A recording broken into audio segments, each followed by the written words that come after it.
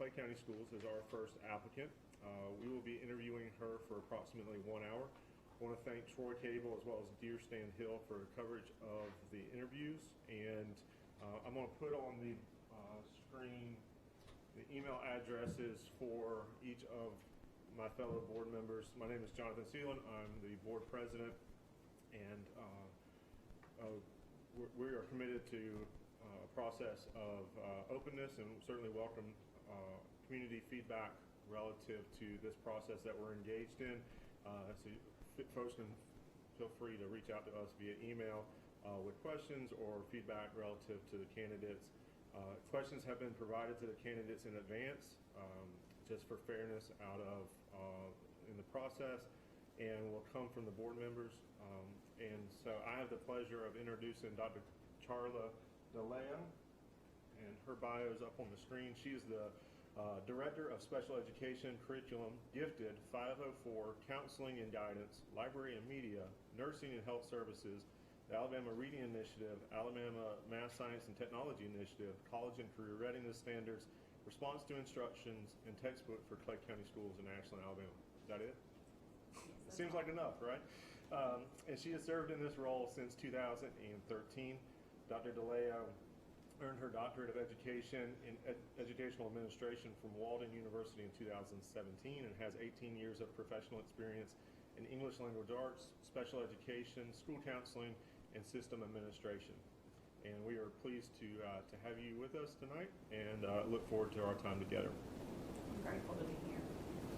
So for the first question for tonight, can you tell us about yourself and what do you know about our school system and our city, and what makes you want to be our superintendent? Well, for starters, I know that there are very many things that can be Googled about me, and I know that I've sent you quite a long professional vita, and I apologize for that.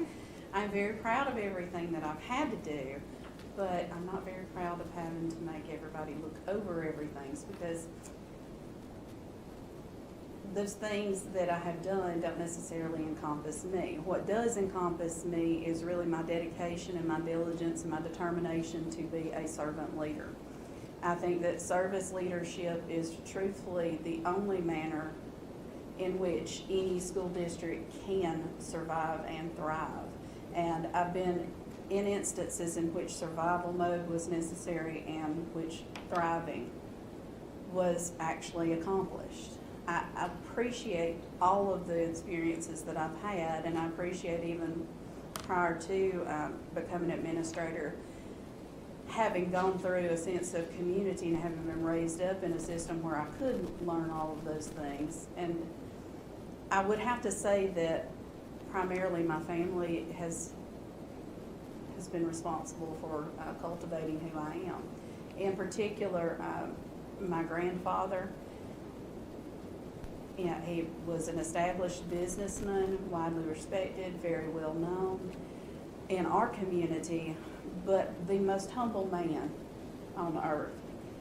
He gave back more than he was ever given, and I think that that is what has inspired me to do the same.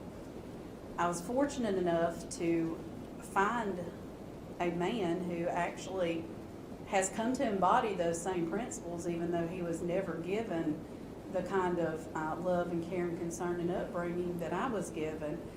He's taken what he was given and brought it into our family and made himself a sort of a diamond establishment. And yeah, I can't say enough about my husband either. He is a wonderful partner, and he has made his own business just like my grandfather did. It does thrive. I wouldn't necessarily say that it has been without some struggles, but he's learned from those mistakes, and Highway 9 Vapor is extremely profitable now. We had been engaged for maybe 3 days when he moved his office to my grandparents' home so that he could take care of them and I could still work. And he did so probably better than any actual nurse we could have brought into our home. And I'm so grateful for the sense of community that Clay County has instilled within me. I will always be grateful to it, but to me, you're supposed to want more, and you're supposed to listen to that call when you hear it. And I do feel led to, not necessarily for myself to be more, but to do more. What I want is to be of service, and I feel like I've given almost as much as I can to Clay County. In order to go further and to spread the kind of benevolence that I've been granted in my life, I have to move onward and outward. I understand that. And because of that, that's why I wanted to apply for this particular position. To me, being a superintendent is essentially somebody's second in command. I've always told people, I don't want to be the number one position. I don't want to be out in front of everybody else. I can do it if I have to, but it's not something that's ingrained within me. I'm a little bit sparkly. I do like to smile at people. I do like to be gracious, and I want to present well and to embody all of the things that should be within any person who is deemed given the title superintendent. But for me, what I like is to be an extension of somebody else. I believe that the Board of Education is the ultimate governance of any district, and I think that I could be the person who would lead you and advise you into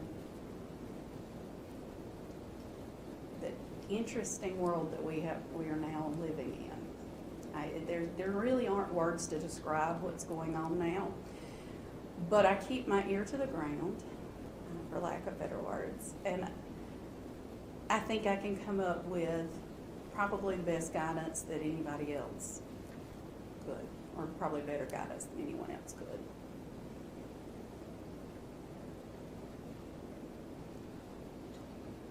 Okay.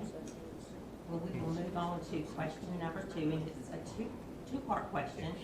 What is your vision for Troy City Schools, and what are your primary goals and objectives towards this vision, and what procedure would you use to implement it?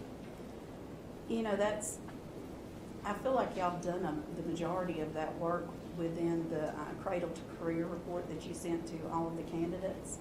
I think that has to be the vision that you would take into consideration regardless of who you choose as superintendent, because it's the will of the people. And that's what the Board of Education is here for. You all are the voices of the people, and you're supposed to carry out their will with advisement from the superintendent, who's of course been trained and can in turn train you all. And I believe that everything that is within the Career to Cradle makes perfect sense as far as a vision for here. It's what could help your system grow. I know you've seen in the last couple of years a sliding scale, or I would like to call it a cyclical nature within your enrollment, and you could easily say that that probably is due to the fact that you have had more kids in a particular year than not within your area. But it's also feasible to say that you have lost some students for the sole reason that another district looks a little bit more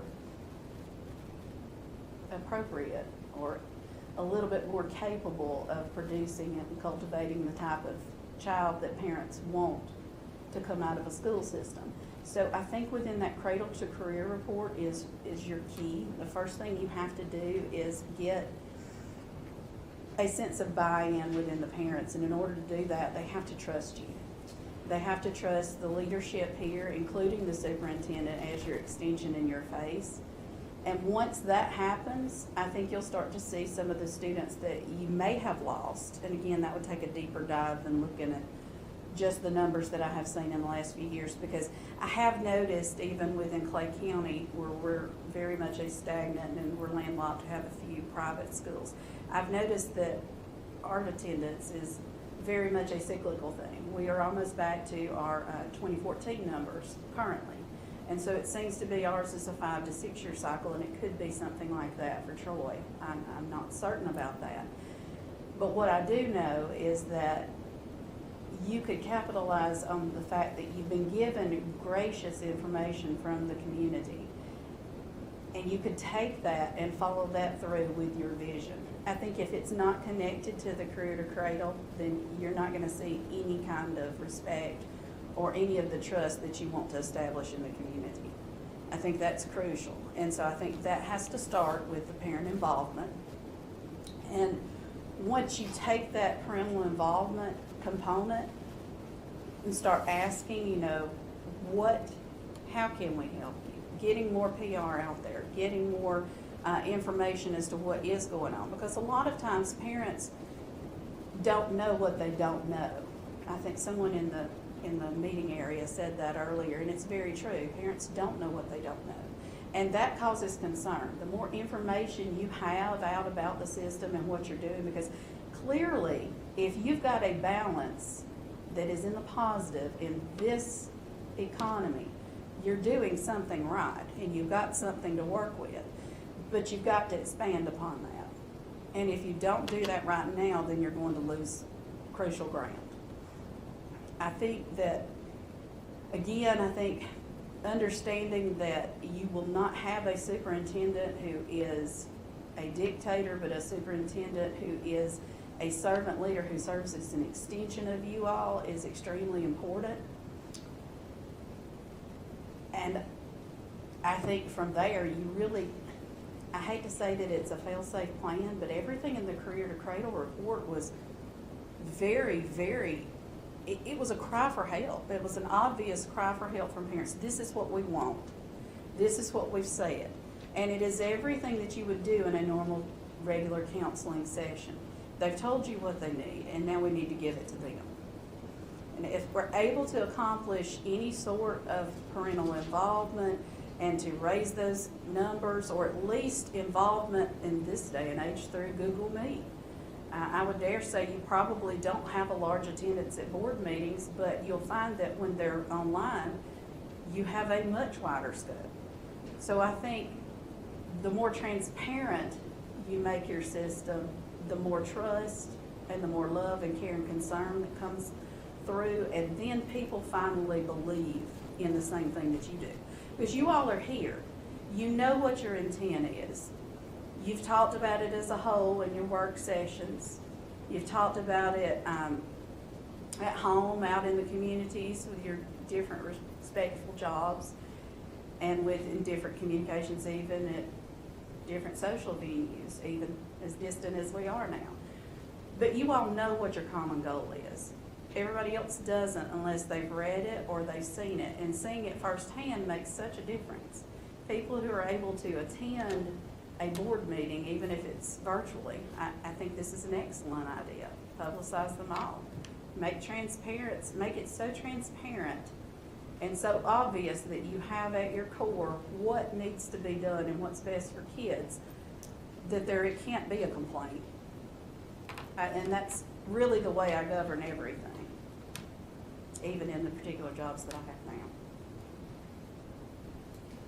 And the next question Ms. Green's going to ask, and it's rather long, so if you would like to have a note sheet, we can provide you that. Okay, that would be lovely. Okay.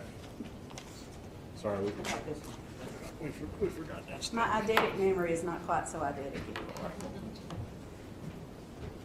10 years ago, I wouldn't have needed it. Thank you.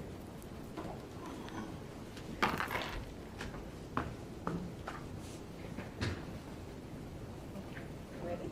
Yes, ma'am. Okay.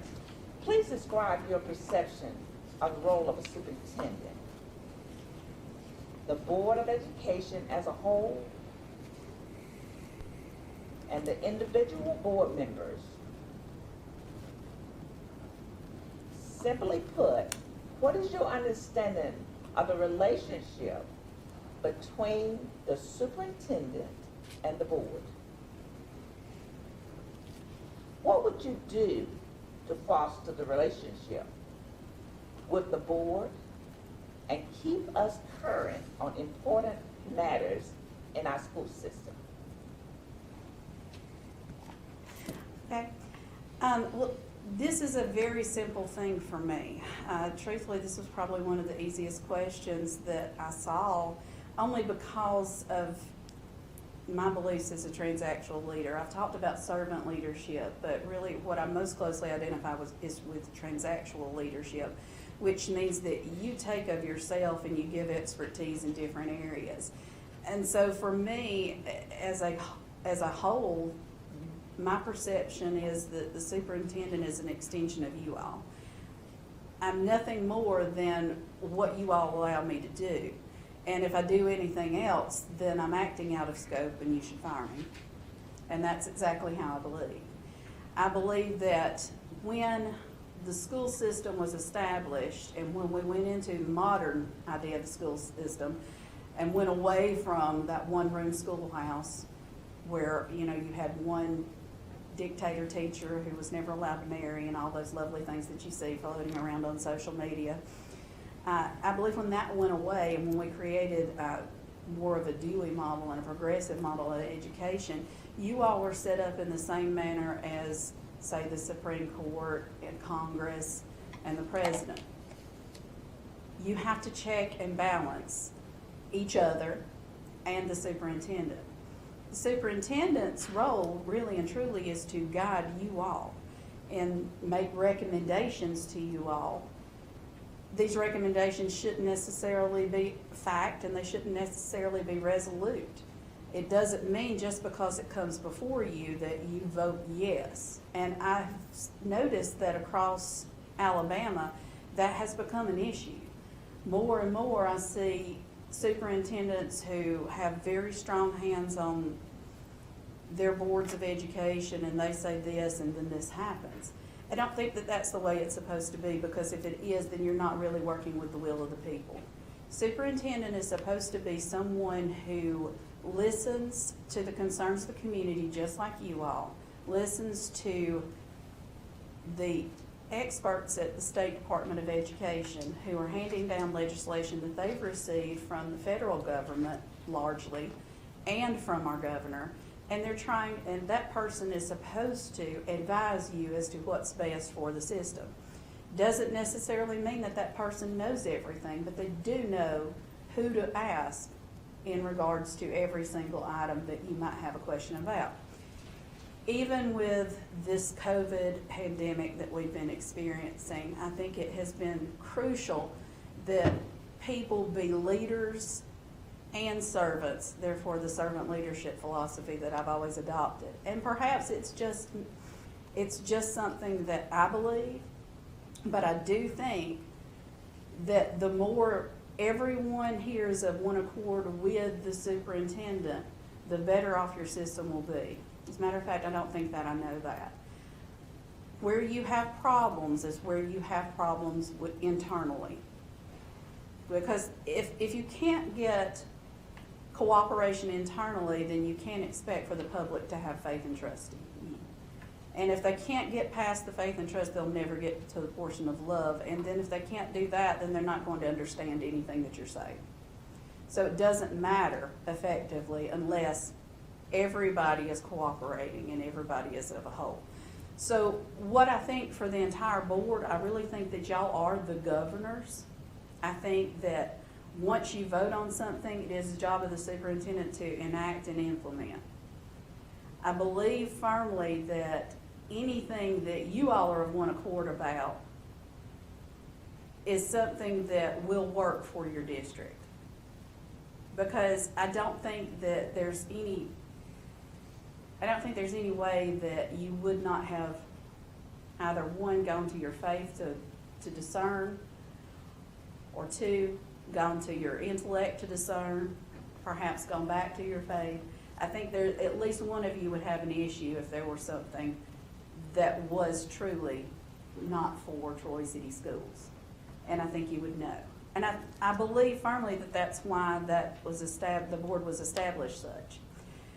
Individual board members, I'd like to envision something for you all in which you become specialists in your own rights instead of just dealing with the board president all the time. Now, there would be things that as superintendent, I would have to deal with just Dr. Seelan, and then I would have to talk with you all about it afterwards, because there are things that require signatures, and that's why you have a board president. But for example, If you each specialized in a separate area, say special education, curriculum matters, then I could forward you that information, and then when we have work sessions, those could be assimilated, and you'd each be an expert teaching each other.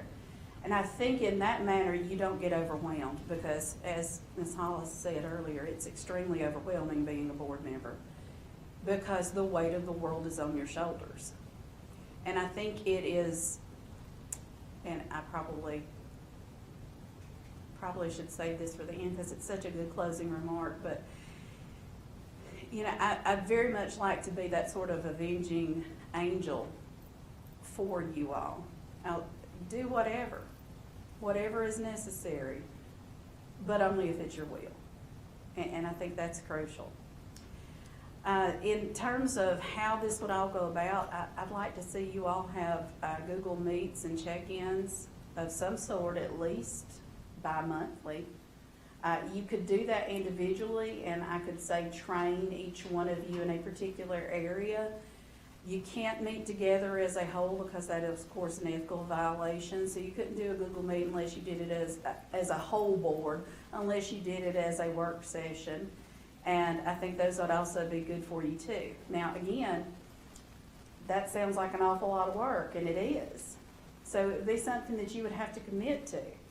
I was almost hesitant to introduce any ideas that I might have for Troy City, because I think it's important to talk to you all first and get an affinity and a feel for what your community is telling you prior to trying to say anything like, oh, this would be a great idea, or this would be a great idea. I wouldn't necessarily know that now. I have somewhat of an idea just from looking at things. I am a very good empath, so I could probably glean it within just a few days from you all, but you want to be certain when it's kids. And I think to not be certain and to not give the kind of effort that we require of our students, which is an awful lot, and of our teachers. It's a daunting task to just think you could be a board member and come in here and after having only a few phone calls from the superintendent, know exactly what you should be doing. And it's daunting for you all. And so I think that training, I think it doesn't have to be a lot. I can be very concise. You probably can't tell that right now, but I can. But I think it would make a difference. Within the fostering the relationships with you all, I do think work sessions would be extremely valuable, because in a work session you're able to work through things together. And when you're just talking one-on-one with the superintendent, which is what's allowed, or with two of you at a time, you aren't able to glean as much. And I've seen that over the years from even our local board. It was very difficult just to try. For example, the superintendent would spend 2 hours briefing each of you individually on the same matter. And if you had an expert that you could put that out as, put that information to, and that expert brings it back to the work session, then it makes things a little bit easier. Great. Thank you. Thank you. And board members, since we live in a virtual world, I've gotten a text message that says we need to speak up.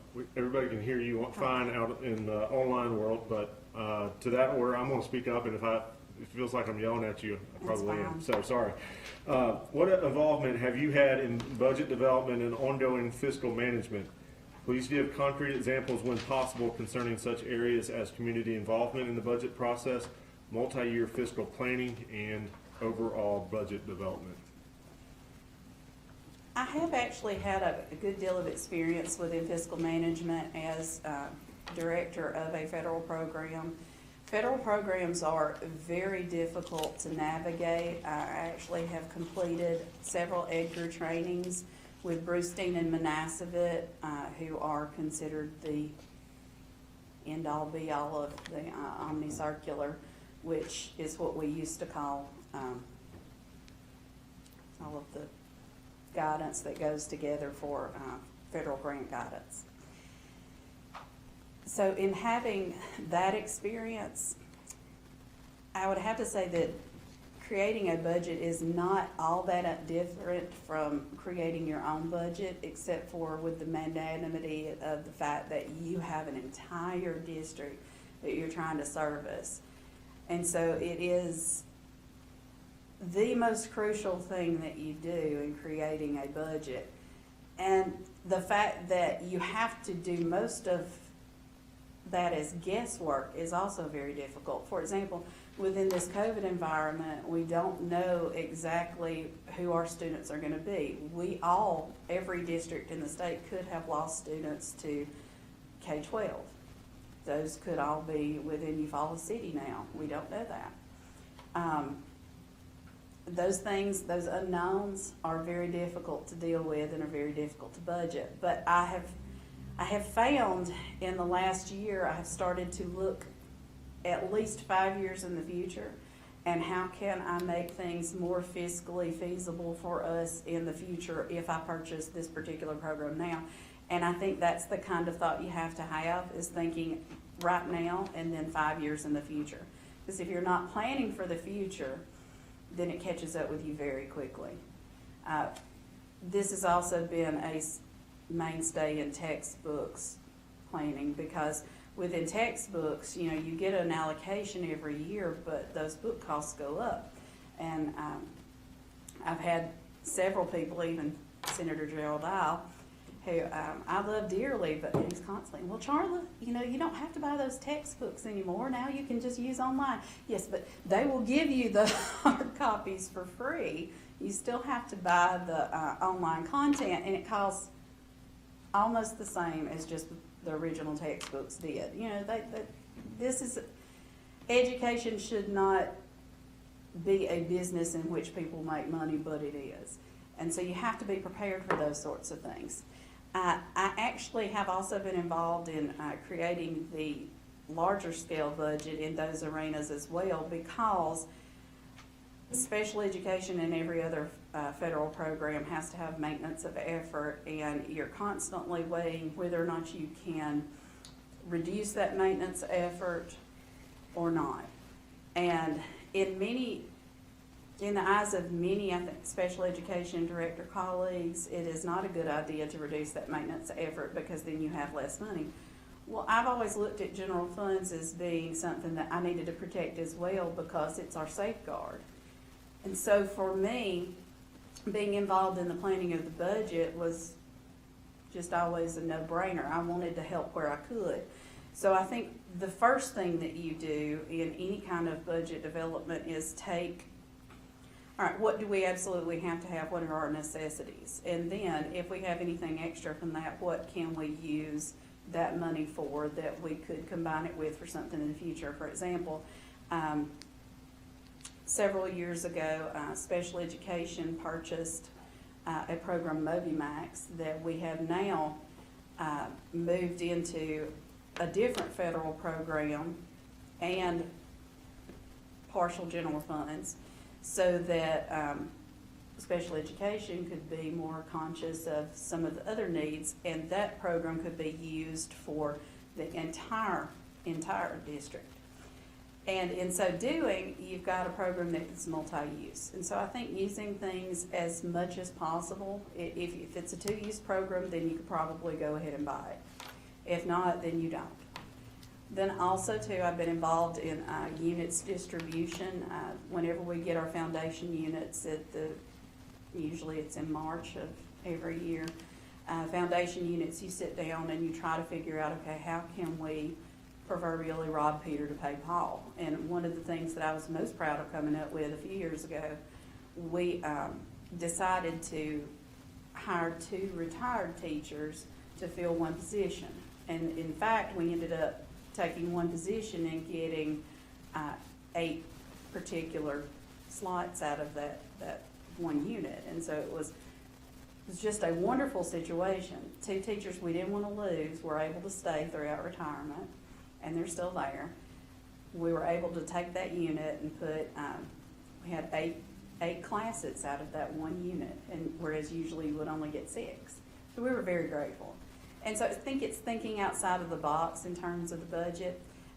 y'all, just because y'all have a surplus does not mean that you get to be free spending as a board. You need to be economically conscious of trying to get back towards that growth period where you have more and more months operating costs than just one, because there's no such thing as a big enough cushion ever fiscally. And so that's what I always would like to see for every district.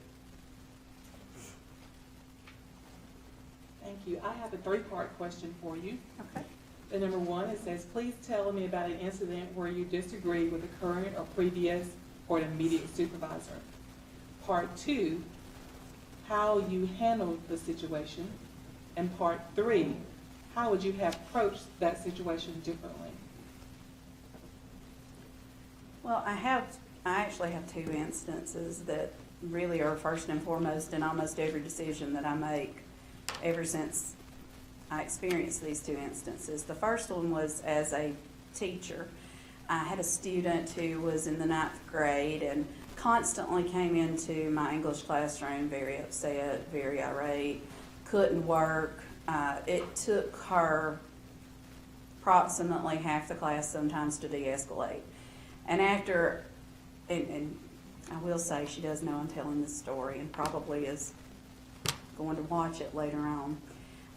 Very kind-hearted girl, was actually trying to make sure that her brother had clothing. So she hadn't bought clothes for herself in over a year.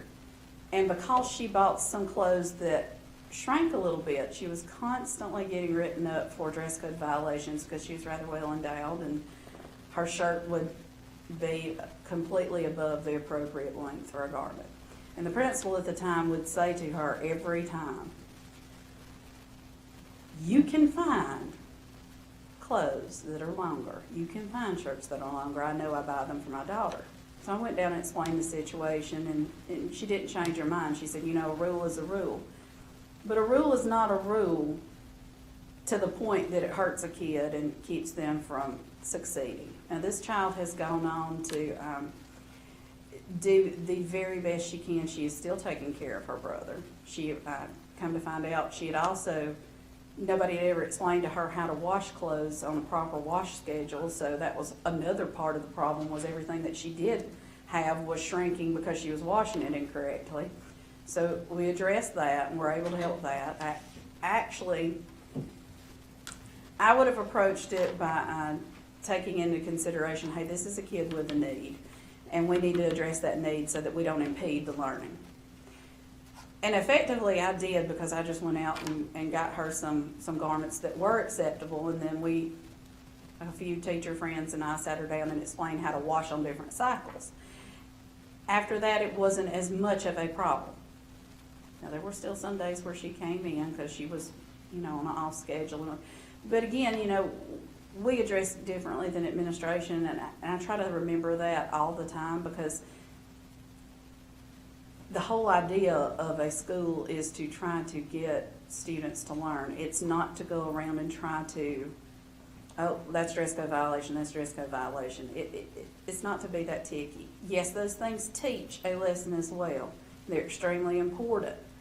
But when it's impeding learning and it's causing somebody to have a 30-minute de-escalation period that is impeding that learning, that could have caused her to do some other things in life, like, for example, she could have been in any number of workforce development programs, but that impeded her learning, and she couldn't.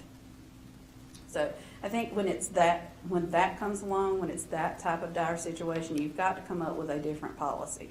If your policy is impeding learning, then it's not a good policy. It's not effective. The other incident was one that was a very well publicized. In fact, if you Googled anything about me, you might have seen something about it from Clay County.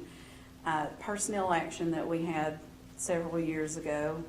The superintendent and I had checked in with the principal, who was going to be the main witness and presenting his case. So, do you have everything set up? Do you need any help with anything? Is there any kind of advice I can give you? Oh no, I'm fine, I've got it.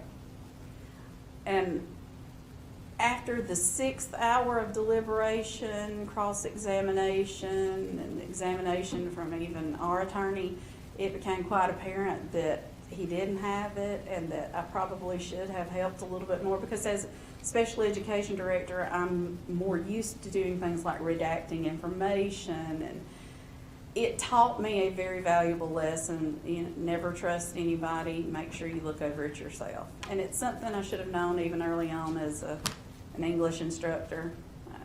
You won't catch your own errors. Those errors may not even have been his fault because he probably thought he did them. But they ultimately, in my opinion, cost us that particular case. Now, we came back with really a sort of a draw ruling, as you sometimes do in those particular instances. But we needed a win. And, you know, anytime you bring any kind of action against somebody, it needs to be a well-thought-out process before that comes to a head. And so I definitely regret that, even though it might not have been something that was technically in my lane. I carry a lot of guilt for that, because that caused him to, at one of the lowest points in my life was standing in the superintendent's office with that principal, our superintendent and me, and just the superintendent saying, well, your contract's, when's it up? He said this year. And I don't think, even when my grandfather passed away, I wasn't as distraught as I was then. It was horrible. Our board was disenfranchised, everything. It was a complete upheaval of the entire world. And so I understand the diligence and dedication that I apply to even the simplest things are crucial, even in the bigger things, even in instances in which I probably shouldn't be involved. If I care, then I care enough to try to help them. So that helped me learn. Now, you can surmise, I think, how I would approach that differently. I would have gone through, and my superintendent and I should have, but we didn't. Thank you. Okay. Enrollment is the lifeblood of a school district. How do school districts foster enrollment growth, and what is the role of the superintendent in this process? Well, I think that you all are in prime position to foster a lot of growth because you're a city system, and in most charters, and I haven't looked at yours, but in most it's set up so that you can take students from the county can't take them from you. So if they're zoned in for this particular instance in Troy City, then those are your students. But you could also have some that would trickle in from, say, Pike County. That could be possible. And so I think to do that, you all as a board and the superintendent have to basically shine. I think that you have to stand out and show that you have students first as a mindset, that you genuinely have faculty. And I believe this is true because I've not met anybody here tonight that was not just extremely cordial. You all have been wonderful, and I have to imagine that your faculties are the same. I think that people have to know that you all care about their kids before they'll ever bring them here if they left in the first place, if what I'm surmising is correct. So I think in order to do that, you've got to effectively follow the things that I've established earlier in all of the aforementioned questions. You've got to be a board that will come together as a whole, agree, and then have things enacted by the superintendent. So my job is to promote you all and to make you all and your decisions shine. I do believe that I wouldn't have any kind of trouble doing so because it's pretty evident that I'm extremely passionate. I don't think anybody who's ever met me has thought, oh, well, that person has just told me a lie. And if you can achieve that kind of transparency, and if we can all impart that to the public, I think it's probably an easy solution. There are a couple of things that you could do to make your accountability numbers possibly fluctuate. It would be a difficult thing to say, and again, it would require a whole lot more discussion, but you have an awful lot of room at your middle school. So bringing over the 6th grade from the middle school might be something to consider, because it would help the overall score, accountability score of your middle school. And that might help. Now, whether or not that's something you wanted to do would be something that you'd have to talk with the community about, and it would require a lot of consideration. But there are a lot of things that you could do in that particular respect. Other than that, I think the key thing is to get across your message that you care, and that because you care, because you have faculty who care, because everybody in the position that you have placed them in actually genuinely cares, then the system as a whole will start to flourish more. I truly believe that. I've seen it happen too many times. People will flock to you. Now, it's not always true that, like in Field of Dreams, that if you build it, they will come. That's not always true. You have to believe in that vision first, because none of that film wouldn't even have been possible. And yes, I'm dating myself a little bit, but I was very young. There had to be that belief, and that heart had to shine through before anything came into fruition. And I think if I could stress one thing of the utmost, that would be it. You have to believe in it first, and then you have to have somebody who will convey it and who can be convincing. The next question is kind of piggybacking on that one a little bit, or continues it, is how important do you believe that the community is in the success of the school system, and how do you create and operationalize a shared vision for our schools with the community? I think that the most important thing is to remember that, there's an adage that says that, that old adage in which it takes a village to raise a child. And it's become kind of cliche, but it is so true. Without community buy-in, you won't be able to accomplish anything. You've got a lot of community members here, not just parents, but within where Dr. Seelan works, Troy University. You've got a huge potential here, but it's got to be optimized, and it won't be optimized until they're sure that they can believe in you all. And I think that is, again, if I could emphasize one thing, it's got to be that your heart has to shine through. That's truthfully the only thing that I think any of us can cling to, especially in such bleak times as we're in now. And in creating such a vision, I think that transparency and being more open and trying to, that inclusivity is so important. Something as simple as a Google Meet in every board meeting will start to help prioritize your mission and will start to help spread your mission. And once it starts spreading, it's kind of hard to stop anything. It's almost like a snowball effect. And so if people see that you're trying, they're going to help you try too. If they see that you're not, they won't put any effort towards it. It's the same thing as in our classrooms. If kids see that you care, they're going to care too. The community is the same way. And so I think you've got a lot of resources here. I just think that you need to reach out and tap into them. And I think you've got the perfect organizational structure to do that. And if selected as superintendent, I'd be glad to help with any of that. I've never had a problem reaching out to anybody and asking for help, because I'm very much affirmed of the fact that nobody can do anything by themselves. You have to make sure that you have community buy-in. Without it, nothing else is going to really matter. It's true everywhere. My question to you is, communication is a must as a superintendent. How would you go about communicating with the district vision, policies, and general information to the board, the staff, and the community? I think that the most important thing is to have all of the factions that I've talked about working together. Social media is powerful, but not everybody accesses social media. So I think you have those things. I think you have a Twitter account linked to Facebook where you talk about community issues and you bring those up. But I think the first thing that any good superintendent will do is try to empower each of you with a particular vision for a particular section so that you can be that sole source in communication and then bring that together in the whole in the work sessions. Because if each of you in a work session are an expert in one particular area, doesn't overburden the group.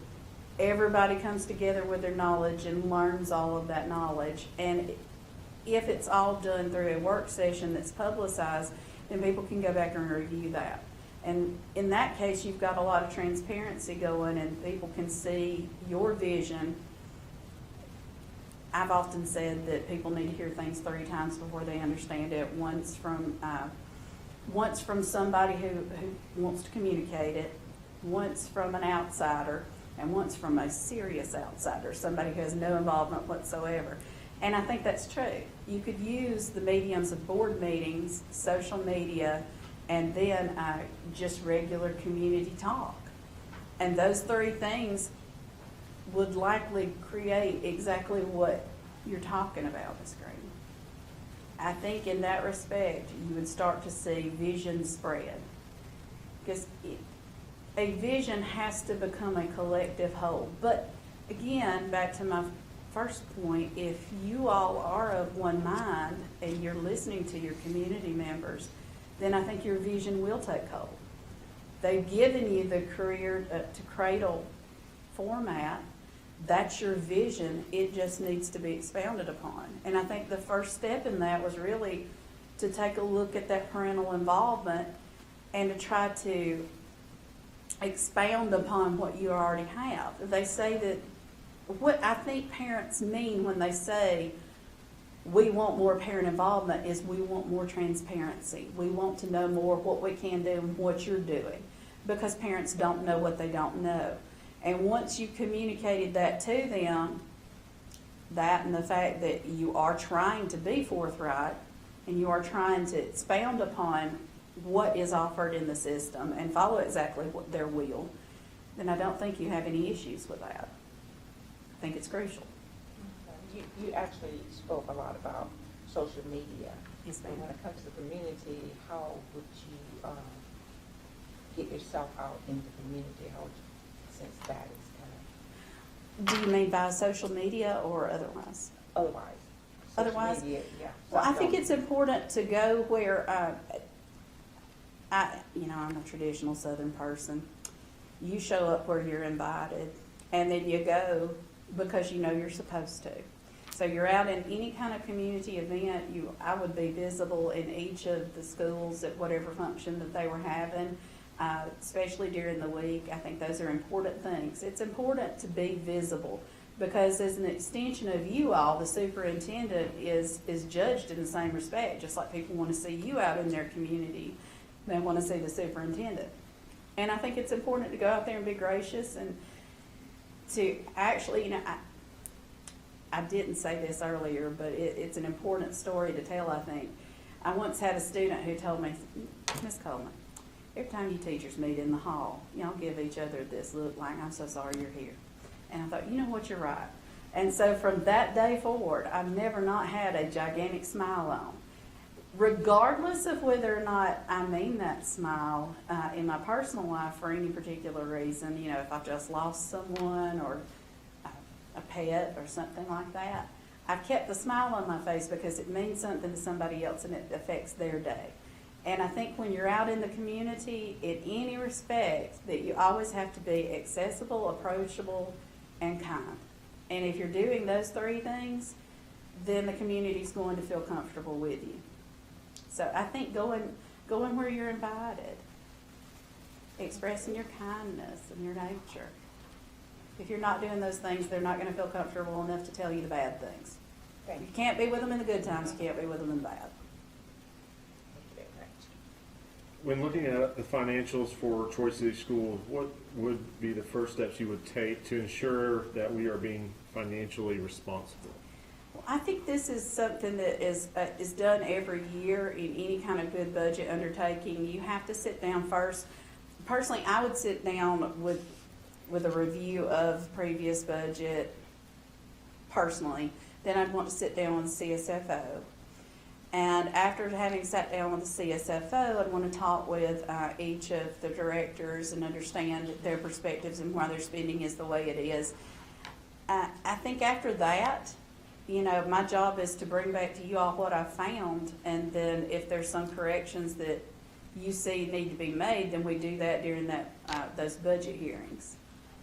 And so I think it's more of an informed look for you all that the superintendent is responsible for. If there's something that the superintendent can see that would make a difference, then that needs to be brought up to you all. But I think it first needs to go through the directors, and, you know, perhaps even it might have something to do with a particular principal, because when you're looking at some of the stratification, especially in terms of special needs, you want to make sure that you're not trying to take something out of the budget that is necessary for a particular group. It really is just an in-depth look, and in trying to analyze everything, you want to bring back some sorts of synthesis for you all, so that you can make an informed decision when it's presented to you. And I think we'll have time for 2 more questions.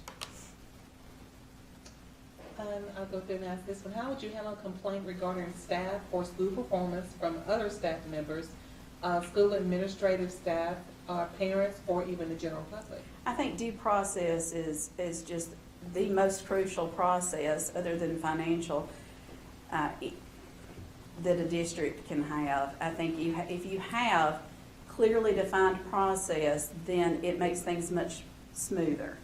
For example, I'd like to see, if selected as superintendent, I'd like to see each school's corrective action plans for their staff and the code of conduct. And I'd like to see if we could take those and make those uniform across the board. It's not likely that you can in instances in which you're dealing with kindergartners as opposed to seniors. So the code of conduct has really, it would be a special circumstance. But now, in terms of how you deal with your teachers, that could be uniform, and I think that would be prudent to make something like that uniform.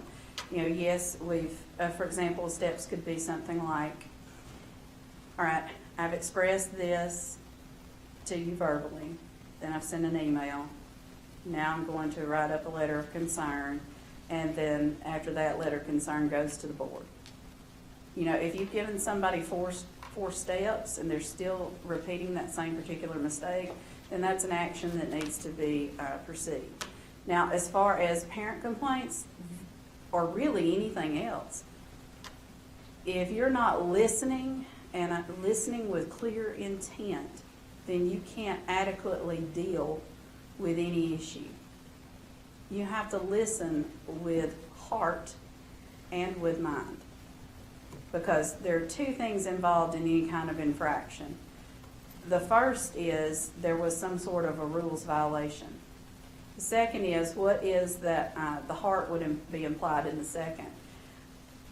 What is that violation going to mean to this person, this particular school, this particular district? And I think you have to remember all of those things when following due process. The due process procedures, and I don't know if any of you have ever been through any of due process hearings, but they're very intense. And it is something when dealing with a parent grievance or even personnel grievance, you want to make sure that whoever the complainant is listened to. Because if they can't tell their story, they can't heal. And healing is the only option to go forward. Doesn't matter what the grievance is. If they can't adequately express what has gone on, then they can't come to a healing point. Now, a lot of people think that vindication is what is needed. I don't think that. I think that they have to be addressed. I think whatever the issue is, they have to have an understanding that you will address it. And if they can see that you've had all the transparency in terms of, you know, open meetings, you have tried to do the best that you can. If they trust in you, and they know that you're coming from a path of love, then they'll trust in you to deal with that particular infraction. And in those cases, grievances are settled. Now, they're not in any other instance. Now, sometimes they're not settleable. There are people who are reticent that this was wrong, and they're going to be reticent about that to their grave. But if you've done everything that you can, you've listened, there's almost nothing else to do. Okay, real quick. In the hiring and firing process, what is the role of the teaching staff, the principals, the superintendent, and the Board of Education? I think that it's the responsibility of the principals to do the same thing as it is with the superintendent and you all. You know, they need to have buy-in as well. And any of these principals here will tell you the same thing. If their staff don't believe in what they're doing, then it doesn't matter. So I like the idea of principals allowing a panel to come in and interview. They submit that rubric that they've all used to the principal. At the end, the principal has the final decision at that building level as to who is hired and whatnot, and then sends that over to the superintendent, who sends it to the board with all of the rubrics. I think that's a fail-safe process because there's complete transparency and everybody knows what everybody scored. Now again, principal would have to write a recommendation summary in which all of the different factions that he or she took into consideration were handled, but that allows everybody buy-in and everybody's had a say. And so there aren't any arguments once that's over. Now, within firing, I don't think that, I think that's a conversation between the principal, superintendent brings it to you all, and then, you know, I don't think teachers have any say in that particular. They should never be asked to judge. I have had principals ask me as a teacher what I thought of another teacher's professionality or what I thought of them academically as far as where they're working. And I don't think that's a good place to put a teacher in. It's not something that they've asked to be placed upon them, and it's not something that really is legal to place upon them.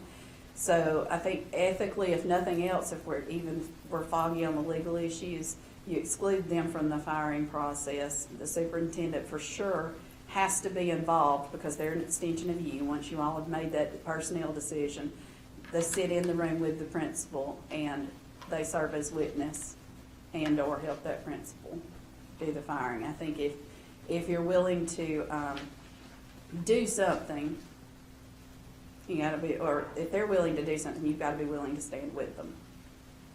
Very much a loyalty thing in that particular instance. Right, I think we've exhausted our time for questions. Do you have any questions or comments for us? Just a comment. I would just ask, really, if selected, first of all, you all are in my prayers within the selection process because I know it's daunting. You'll continue to be in my prayers, and I will be happy to do anything in the future, even if not selected, to help you all. If there's a question I can answer, or if you want to consult, Dr. Armstrong knows how to contact me, and you all have all my information as well, and I'm always willing to help anybody.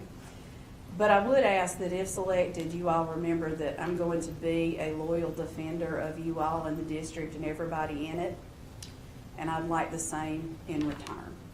I would only ask that you deal with me as you would deal with yourselves. Sort of the golden rule, do unto others. And I appreciate you all very much. It's been a very pleasant experience.